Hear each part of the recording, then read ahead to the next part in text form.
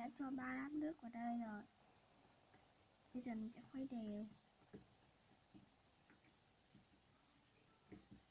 Mình cảm giác như nó vẫn đặc đặc nên mình sẽ cho thêm khoảng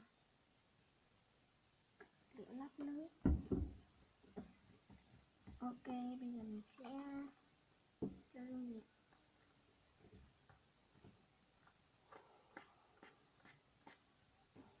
Chai dung dịch của mình thì rất là tiện lợi và mình pha nó cũng rất đặc.